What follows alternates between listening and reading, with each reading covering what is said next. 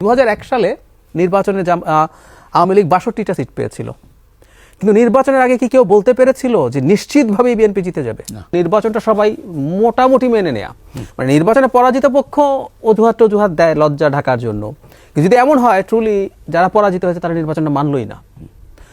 যেমন ধরুন আমি তো যেহেতু সরাসরি কথা বলছি, জামায়াতে ইসলামী একটা হাইপ তৈরি করার চেষ্টা করছে তারা জিতেও যেতে পারে। সর্বশেষ 11 দলীয় জোট এনসিপি আছে, হয়তো বা ইসলামী আন্দোলন সাথে থাকবে না, যদি নাও থাকে তারপরও তাদের একটা বিরাট জোট 253 আসনে তারা চূড়ান্ত করেছে, কিন্তু ইসলামী আন্দোলন না থাকলে বাকিগুলো তো তারা আবার মিলেমিশে দিয়ে দেবে।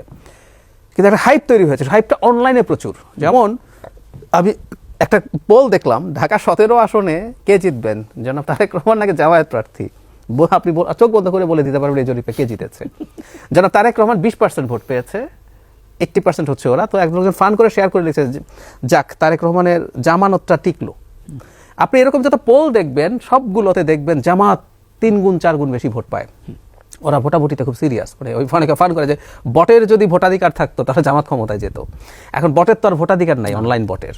তো শেষে যেটা হবে, জামাতের একটা বেলুন তৈরি হয়েছে। আমি কিন্তু আমাদের আশপাশে পরিচিত অনেকের এই বাবলটা দেখে ভয় পেতেও দেখছি যে জামাতকে জিতে যেতে পারে, মানে যারা জামাতকে ঠিক পছন্দ করে না তাদেরকে বলছি। তো সে জামাত যদি খুবই ডিজাস্টারাস রেজাল্ট করে, সে যদি রেজাল্ট লজ্জার জন্য না আমরা মানি না, কারচুপি হয়েছে, এখনই দেখবেন নানান কথা বলছে, লেভেল প্লেইং ফিল্ড নাই, বিএনপির প্রতি প্রশাসন অ্যালাইন্ড হয়ে গেছে ইত্যাদি ইত্যাদি।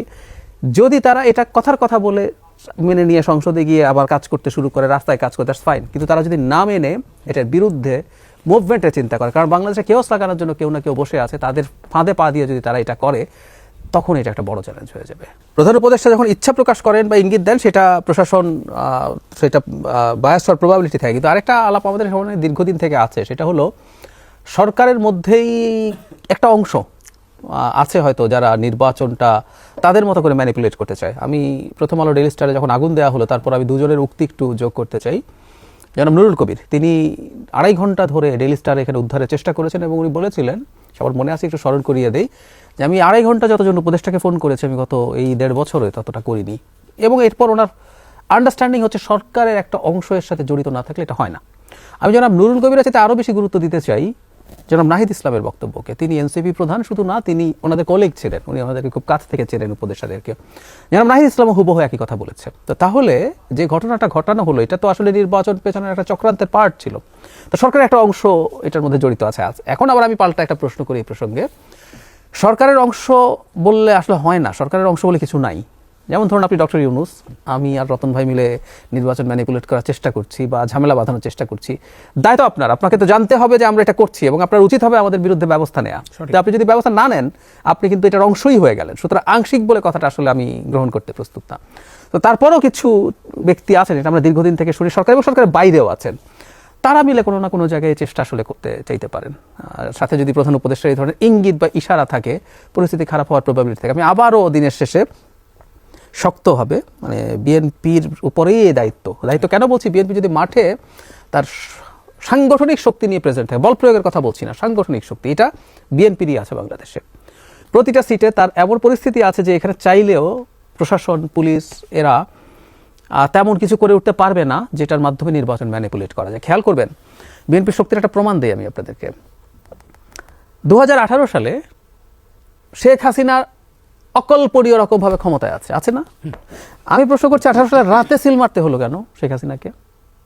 কারণ মাঠে বিএনপি ছিল, তখন ছিল, এবং সে জানতো দিনের বেলা সে এটা পারবে না, করে উঠতে পারবে না। শেখ হাসিনার কাছে তথ্য আপনার আমার চাইতে বেশি ছিল। সে কারণে তিনি এই মারাত্মক, যে ওনাকে একেবারে ব্র্যান্ডিং হয়ে গেল, কিন্তু এটা করা ছাড়া উপায় ছিল না, যে দিনে আমি সামলাতে পারবো না, যে শক্তি নিয়ে মাঠে বিএনপি আছে। অথচ তখন পুলিশ, মিলিটারি, প্রশাসন সব সরকারের হাতে। ঠিক একইভাবে এবারও যদি বিএনপি তার সাংগঠনিক শক্তি নিয়ে মাঠে থাকতে পারে, আমি মনে করি যাবতীয় চক্রান্ত ভণ্ডুল হবে। খুব পরিকল্পিত তা আমি মনে করি না, কিন্তু আমি আবারও মানে কামাল ভাইয়ের সাথে জায়গায় ডিফার করি। ধরুন ভারতের কাছে কি কি অপশন আছে এখন? ডক্টর ইউনূস সরকার, একটা নির্বাচিত সরকার, আর বাংলাদেশ একটা বিশৃঙ্খল অবস্থায় চলে যাবে। 3টা অপশন, ভারত কোনটা নেবে? আমি একটা সিরিয়াল করতে পারি, আমার মনে হয় তৃতীয়টাই তাদের লক্ষ্য হবে। আমি তাই মনে করি। ধরুন ডক্টর ইউনূসের চাইতে একটা নির্বাচিত সরকার সে চায়, কারণ হচ্ছে ডক্টর ইউনূসের সাথে সম্পর্কটা একেবারে তলানিতে চলে গেছে। মানে শেখ হাসিনার পতনের পর যেহেতু ডক্টর ইউনূস এসছেন, এবং শেখ হাসিনা যেহেতু ডক্টর ইউনূসের উপরে ক্ষুব্ধ, সুতরাং এই সরকারের সাথে সম্পর্কটা বেশ খারাপ হয়ে গেছে। সুতরাং ভারত চিন্তা করতে পারে একটা নতুন সরকার যদি আসে তার সাথে একটা নতুন স্টার্ট তারা করার চেষ্টা করবেন। আর একটা ব্যাপার আছে, পলিটিক্যাল সরকারে বিভিন্ন রকম মানুষ থাকে, এনার সাথে পারা গেল না, আমরা তাদের সাথে করে নানানভাবে সম্পর্ক তৈরি করার চেষ্টা করি। কিন্তু বাংলাদেশ বিশৃঙ্খল অবস্থায় চলে গেছে এবং বাংলাদেশের বিশৃঙ্খলার মধ্যে কোনো একটা সামরিক বা বেসামরিক স্বৈরশাসক টাইপের কিছু একটা আসলো, এটা ভারতের পছন্দ। কেন জানেন?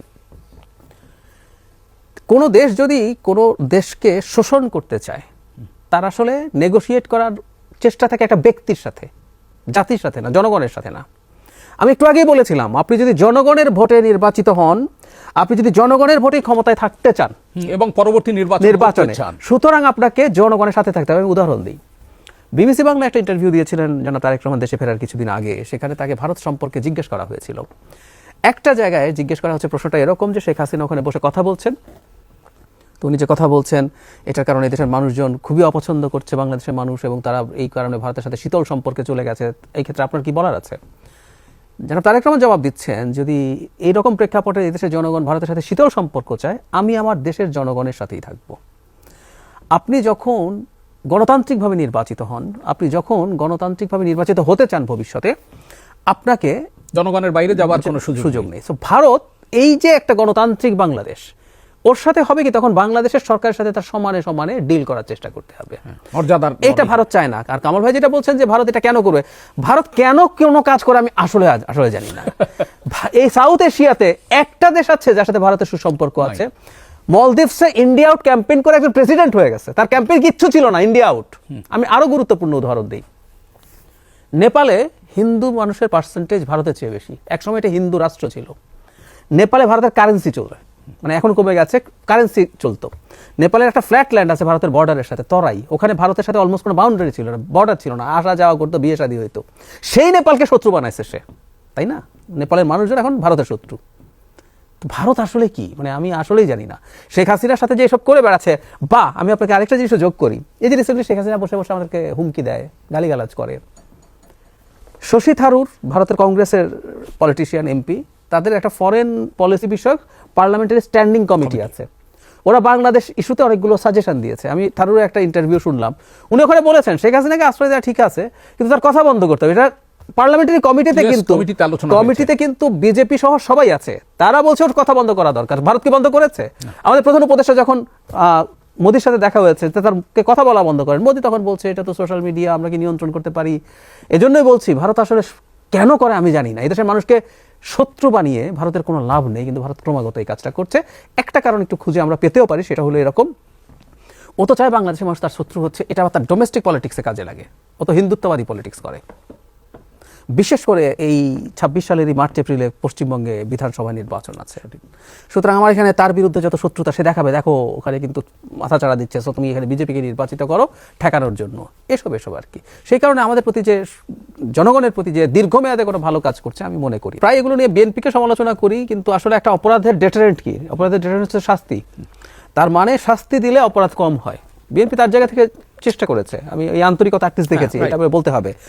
বাকি কাজ ছিল সরকারকে আমরা পুষি হচ্ছে যদি কেউ চাঁদাবাজি করে তাকে বিচারের আওতায় আনার জন্য, কিন্তু আমরা সেটা দেখি আমরা বিএনপিকে এই ব্যাপারে আলটিমেটলি অ্যাকিউজ কখন করবো জানেন? নির্বাচনের পর তারা যদি ক্ষমতায় আসেন, তখন যদি এগুলো চলতে থাকে তখন খুব সিরিয়াসলি ধরবো যে আপনার হাতে এখন সব ক্ষমতা আছে, এখন কেন চলছে? সো এটা আলটিমেট অবস্থা। বিএনপি গাছাড়া দিয়ে আছে কিনা সেটা নিয়ে আমি একটা কথা একটু বলতে চাই, যে কিছুটা গাছাড়া আসলে প্রবণতা তৈরি হতে পারে। আর আমাদের এই মুহূর্তে নির্বাচনকে ঘিরে যেটা হচ্ছে, এটা দেশের জন্য কিন্তু ভালো না, এটা ফ্যাক্ট। এটা কিন্তু এরকম, এটা একতরফা নির্বাচন। বাংলাদেশের ইতিহাসে কোনোদিন, আমি আবারও বলছি, 91 সালেও আমরা অনেক ছোট, বিএনপি আওয়ামী লীগেরও এই রকম পার্থক্য ছিল ওরা বলে আমার মনে হয় না। ইভেন আমি আরেকটা উদাহরণ দিই, 2001 সালে নির্বাচনে আওয়ামী লীগ 62টা সিট পেয়েছিল, কিন্তু নির্বাচনের আগে কি কেউ বলতে পেরেছিল যে নিশ্চিতভাবেই বিএনপি জিতে যাবে? না। অথচ বিএনপি এত বড় জয় পেল। এবার আসলে পরিস্থিতিটা ভিন্ন। এগুলো ভালো না, কিন্তু এটা এক্সিস্ট করে। আর এই অবস্থাতেই আসলে কিছু গাছাড়া ভাব তৈরি হওয়ার প্রবণতা থাকেও, এবং সেটা খানিকটা ক্ষতি হতেও পারে। কিন্তু সেটা হয়েও যে অনেক বড় ক্ষতি হয়ে যাবে, জামাত জেতার মতো জায়গায় চলে যাবে, আমি আবার সেটা মনে করি না। The difference is so huge. এটা ইনফ্যাক্ট আমি না, জামাতের আমিরও খুব ভালো বোঝেন। এই জন্য জনাব তারেক রহমানের সাথে যেদিন সাক্ষাৎ করলেন, বের হয়ে এসে জাতীয় সরকারে থাকার জন্য রীতিমতো মরিয়া হয়ে তিনি অ্যাপিল করছেন। তার কথার যে ইন্টারপ্রিটেশন সেটা হচ্ছে এরকম। এবং আমরা পরে দেখলাম ইসলামী আন্দোলন পত্রিকায় এসছে যে জামাতের সাথে যে সমস্যা হচ্ছে, এক তো সিট আছে, দুই হচ্ছে এই তিনি কেন জাতীয় সরকারে থাকার জন্য এরকম আগ্রহ প্রকাশ করছেন? তো জামাতও আমাদের চাইতে আসলে আরো ভালো বোঝে।